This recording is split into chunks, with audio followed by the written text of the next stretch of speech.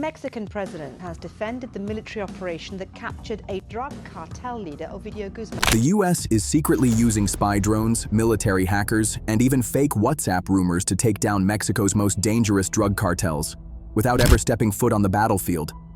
They're freezing millions of dollars, hacking phones through charger cables, and tracking cartel bosses across the world with satellites. But to understand how this secret war even started, we need to rewind the clock.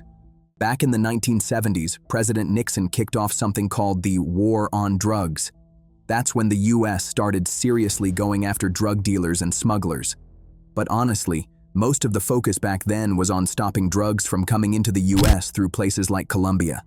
Mexico wasn't the main concern yet. Things changed big time after the 9/11 attacks in 2001.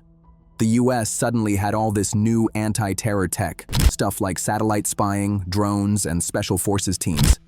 Instead of just using that tech overseas in war zones, they started using it closer to home. Why? Because the cartels weren't just selling drugs anymore. They were smuggling people, working with gun traffickers, and even threatening entire governments. They were basically acting like terrorist groups. Then, in 2006, Mexico's President Calderón declared war on the cartels. That's when the US really jumped in to help. One of the sneakiest and smartest ways the US fights Mexican drug cartels is by going after their money. Because let's be real, cartels are rich, like insanely rich. They make billions every year from drugs, human trafficking, and illegal weapons.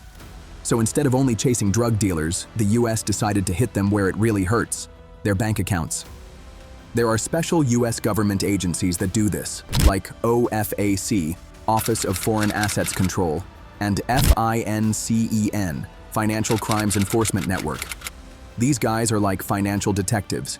They track where the money goes, freeze bank accounts, and block anyone who tries to help the cartels move cash.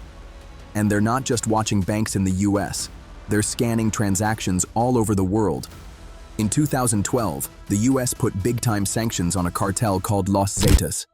They even went after regular businesses, like horse farms and shipping companies, because those were secretly helping the cartel clean their money. Now, with advanced tech and global cooperation, the US can find cartel money in places like Dubai, Panama, or even random stores in Houston. When the money gets frozen, it's a huge problem for the cartels. They can't pay off corrupt cops, they can't buy new weapons, and they can't bribe officials as easily. And not all wars are fought with soldiers anymore. Some are fought with flying robots. Seriously. The US uses drones to spy on, track, and sometimes even attack Mexican cartels.